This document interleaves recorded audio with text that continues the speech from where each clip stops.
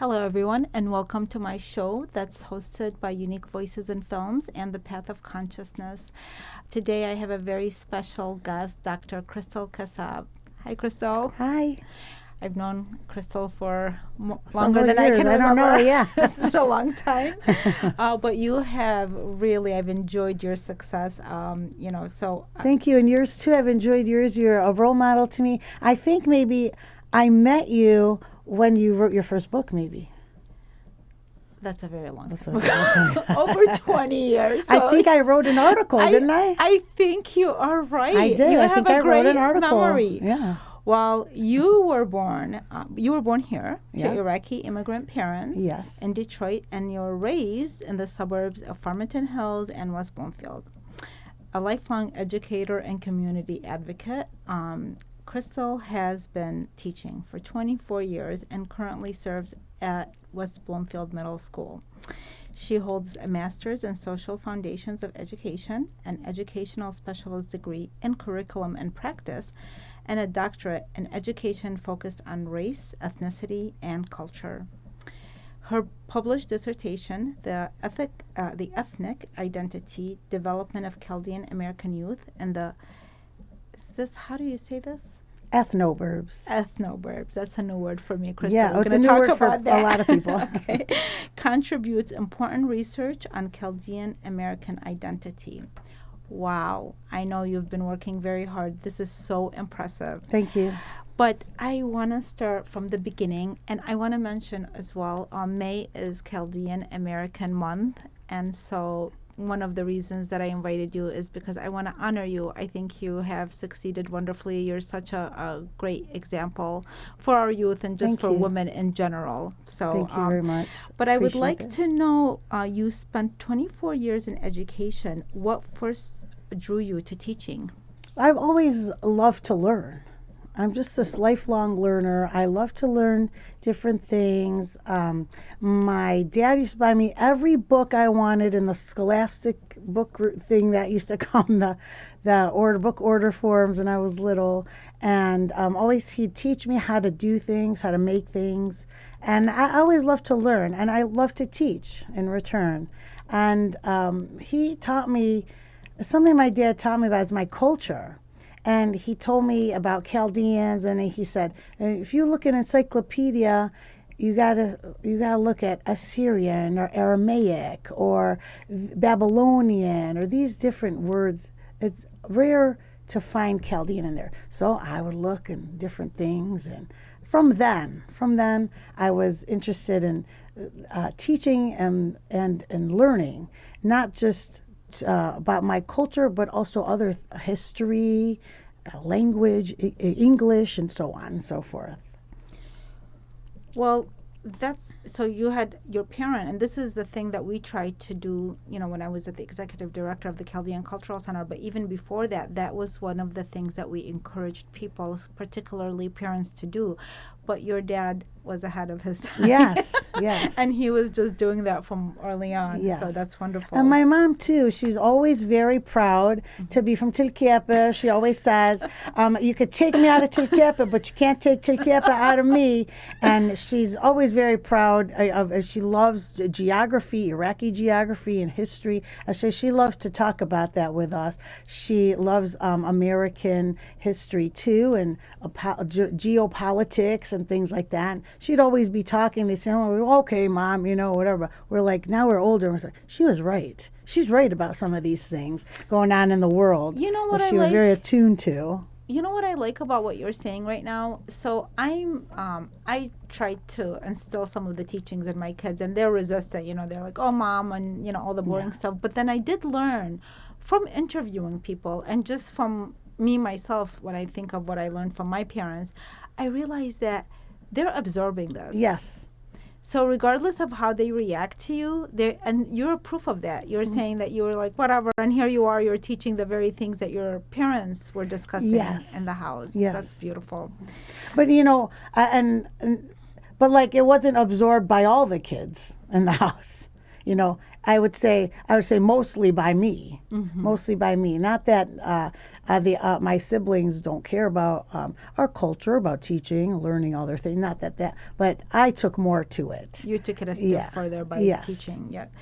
And how was it growing up as a child of Iraqi immigrants? And how did that shape your sense of identity? I was born in Baghdad, so I have a different feeling of what Yes. it was growing up. But then somebody who was born here of Iraqi parents, how did that feel? I think we were instilled the pride in our culture and in our religion was our faith was instilled very early on. It was part of who we were, but we also were different at school. And so when I was a kid going to Catholic school, St. Fabian, in that time in the 80s, there was not very many Chaldeans there, maybe 10 in the whole school. Now it's very different, but it has a high Chaldean population. But in that time, we knew we were different. We weren't treated different by kids. It's not like, we didn't have friends or we were bullied or nothing like that. But we knew that we ate some different foods. We spoke a different language at home. We knew that, we had different sort of cultural expectations or traditions. So we knew it was a little different. Sometimes I might question myself, like, am I American enough? Am I Chaldean enough? So we kind of learned to, code switch a little, maybe with how we speak, or even with the way that we do things. With certain kids, we could do things this way. With Chaldean kids, we could talk about this. With American kids, we could talk about that. So then There was a balance. It was a whole balancing act, I would say. So it wasn't the other students or you didn't feel the difference from them, how No. you were treated, but within your own self and Yes. within your own household, trying to understand and trying to navigate between the different worlds. Yes, and that's pretty typical of second generation kids and even first generation kids when they, come young, because you came here young, right? Were you young? Yeah, I was 10 years old. So you too had to do that balancing act and Yes, navigate. So that's very common of children of immigrants or young immigrants, to do this balancing act. So I want to talk about your paper and the term ethnoburbs. Yes. Okay. I'm going to have to practice that a couple of times. I would like to know, with that focus, what does that term mean and what led you to choose writing that paper? This on paper? This topic? Yes, so of course my focus is always on the youth, and I think the youth are our gateway to preserving our culture. We have to keep it if we're going to keep it for future generations, we've got to instill it through them so that they can continue it in the future. And I remember being told that as a young person, elders in organizations like at church or like if you remember the Chaldean Federation, they say, you guys need to take over. They used to tell us this when we were teenagers. And they were right. They were right. And we did. We did a lot of wonderful things and brought our identity to the forefront of Michigan culture and heritage, really, and in everything that we do in Michigan. And I'm very proud of that. And I thought it was very important that we study the youth because our youth they're not represented in academia. Chaldean Americans in general are not represented. There's medical studies, things to do with occultative stress or diabetes or something like this, but not in education per se. And all I found was one study that had any Chaldean kids in it. I found one study. A few studies that mentioned Iraqi immigrant students in it, which were in Michigan, and can't make any assumptions, but in certain areas can deduce that they were Chaldean, but not sure. So I thought for this dissertation, I got to do something that's groundbreaking. I got to show up and show out for everyone. So I did a quantitative and a qualitative study as one. Some people are like, you're crazy. Why are you doing two of them? I was like, I got to do it this way. It's got to have all the elements. And so I even created my own survey instrument where it was a survey, a Likert scale, which is a scale of 1, 2, 3, 4, how likely and did that, and then had focus groups. So we can take out more from those surveys from the kids actually talking about it. And what come to find is the Chaldean kids are very proud to be Chaldean, which is great. They also believe that God is number one. The biggest disparity I found is the Surah speaking. They were all over the place. All the first generation, no problem. They all spoke it. Yes. Second generation was mixed. Third generation, not one of them spoke it fluently. Not one. So, as to be expected, part of cultural transmission is language. Yeah. I think we need to do more to try to preserve our language. It's been at risk for a long time. But I also found other things that it is beneficial for Chaldeans in preserving culture to live in an ethnoburb. So what is an ethnoburb? There's often in academia this word of enclaves, ethnic enclaves. And these are areas, I'm not sure where you came, when you came to America, where did you settle? We lived in Shelby Township when there was no Middle Easterners, no Chaldean people Chaldeans there, right? At all. So many people, and maybe even before your time, because what year did you immigrate here? We arrived February 1981. 1981. Okay, so that's very different because so many in that time came to Detroit. That's right. To the yes. to the 7 Mile and Woodward area, which they call it Chaldean Town. Yes. But it was known as the Penrose neighborhood. And that time, and that's where my parents lived. And so that is what is mostly considered an ethnic enclave. It's a section of a big urban city that has people of a similar ethnicity there.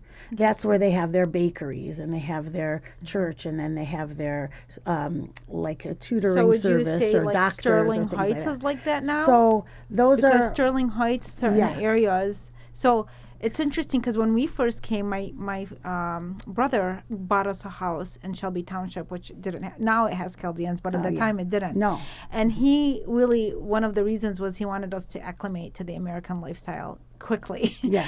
But you had now, to. You had no choice. We had no choice, but he found that when you stay within your own community, what happens is it takes sometimes longer to step outside of that because most people get comfortable within their neighbors, within their communities. That's true, and academic research has found that also. Yeah, and then, but fast forward today, I feel like I live that lifestyle that I didn't necessarily at that time, but, living in Sterling Heights, nicknamed Little Baghdad, which some people think, and I agree, probably should be called Chaldean Town instead of what was Chaldean Town. But that is very interesting because it does create, so I feel like the way that you're describing things is how fits in with my children more so than when I was growing up Oh, yes. in the Shelby Township And area. something interesting, you didn't grow up then with Chaldeans. No. And neither did I for some time till I started going to middle school when we moved to West Bloomfield. Okay. And then middle school and high school, a little bit more and more Chaldeans every year started coming to our school. So I started going to school with more Chaldeans. But initially, I wasn't, just like you weren't, right? And I think that's probably why now in our adulthood, we're going hard with our culture, right? Yes. You're writing the books and you're making the movies. Yes. You're doing the podcasts, and I am too doing a lot of things, especially in writing and with youth organizations and such. Like, it's we're really discovering working that. for it's that. like we were. I love that I had those other experiences because they I do strengthened too, me I agree. and gave me freedoms. But then when I discovered, like you said, the children, you were saying that they are proud of who they are. I feel like I kind of learned who I was a lot later. It was actually when you just mentioned my first book. It was with the release of my first book that I started connecting with the community because it was connecting to the Chaldean News, which, by the way, you say you are the longest running writer for Chaldean News. I didn't know that. Congratulations. Thank you. I've been writing since the second issue. Oh my goodness. 2004. I did not know that. And that's when my book came out. My book came out in 2004, but it was afterwards that the community started connecting. I connected with them, they connected with me, and I started writing for the Chaldean News after. Yes. So you were already there. Yeah. I just learned this today. What would you say, given your experience with the youth and what you write and what you focus on, what would you say is their biggest challenge right now for Chaldean American youths? What do they they face? Well, I think it's what's really special in that the idea of the ethnoburb. This is a new word that's coined by a researcher, the ethnoburb, to be for those people in the enclave that left the city and moved into suburbia, or they've acclimated and moved into suburbia. So you mentioned Sterling Heights. Would that be like an enclave? Yes, but it can all be considered an ethnoburb, just like West Bloomfield, because they're suburbs. They're not a big urban cities. Right. So I find though, kids that are especially like second and third generation, when they're growing up in the ethnoburbs, they feel really connected to their culture. And the biggest challenge, as I mentioned, in ethnic identity development is the language. Okay. But it doesn't hurt them, obviously, that they speak English. They're all Right. speaking English. They're not speaking Surat at school in some schools, but there are some schools that have large percentages that the kids mention, yeah, sometimes we'll speak Surat, and we know why, because they don't want the other kids to hear what they're saying Right. or something All the like that. swear But, words. they might be saying a bad word or whatever. But that's not unlike when I was a second generation kid growing up in You know what's school. interesting? That my next guest, okay, Stephen Hanawi, he just graduated 13 students from Oakland University through a Chaldean language workshop. Oh, that's great. It is great. And so I see that there is some attempts being made. I hope that it does influence our youth.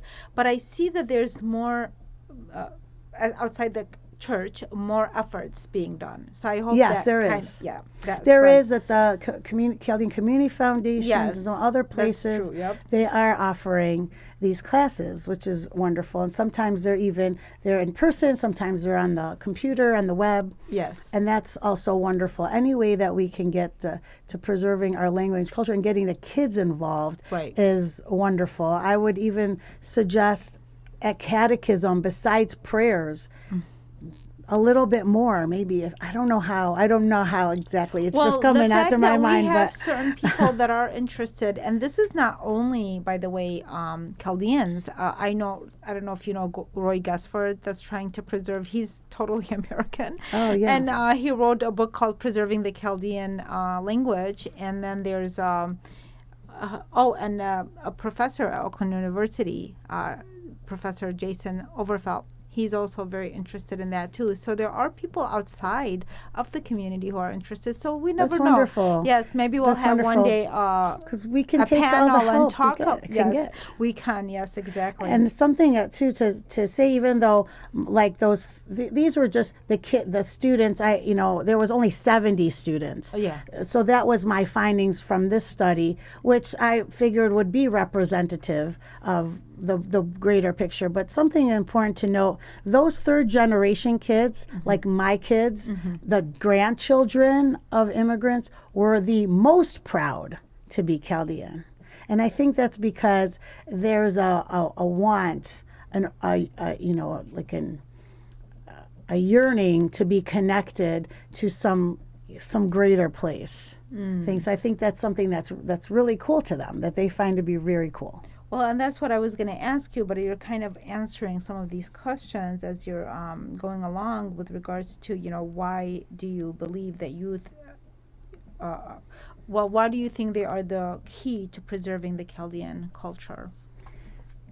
It's through their understanding of their culture that they're going to want to maintain it.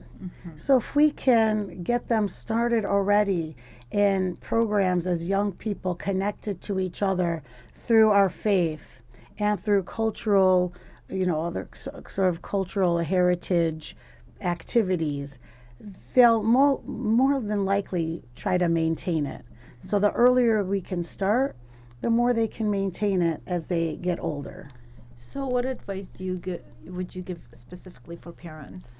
I definitely advise them to, something I really regret doing, speak Surat to your kids. I would highly suggest it. Even if you do it a little bit, if not a lot, do it a little bit. Like my kids, they could probably understand more than most of their cousins, because I did try to speak to them, but it was hard. I didn't have enough support. I tell my mom or my mother-in-law, speak Surat to them, and they wouldn't. And there was I something thought, about this This is generation. your I language, feel like do our it." kids are the same age, and there was a resistance, even Yeah. with mine. But I have been trying with them because I took classes for reading and writing. So I have been putting more effort, but I too, like you, wished I would have been sterner when it comes to Yes, that. and I wasn't. And something I really appreciate my dad did, he said, when I was little, if I speak to you in English, answer in English. If I speak to you in Surat, answer in Surat. So that's one big thing. And I would definitely also suggest that parents, we have a lot of kids, especially on one side of town, that go to Catholic school. Nothing wrong with Catholic school, but also try to have your kids involved in not just the school, the church of your school, but also in the Chaldean church. So they stay connected, not just to the faith and the tradition, but to the other kids that are a part of it. That's very important because I, with the Chaldean Museum, I remember one of the things I used to feel that for the parents to, the least they could do is like bring them to the museum. They need to know about their heritage. Yes. So our faith is so important and it's beautiful, but there are other things. We go back over 5,000 years. There's so much history. Our that art. Can be our art, Yes. our history, our achievements. So much. So I believe that when people see the deeper they go into their history, the more they can feel awed by it and connected to it. So for me, I also think that it's great that your parents were teaching you the history as well as the faith. I think it's easier because it's there. It's there. That never diminished. Yes. That was and it keeps getting stronger. Very supported by my grandma. Yes. She was very religious. She raised us. She lived with us. She knew the gospel. As the priest is speaking it, she's saying it by heart, I mean, she was very, very devoted. Generation. That older generation, we're not seeing that anymore. Right. Well, we could. Who knows? We could, bring that back. I hope so. Yeah. So I have one last question with our time running out. What gives you hope for the future of Chaldean American identity?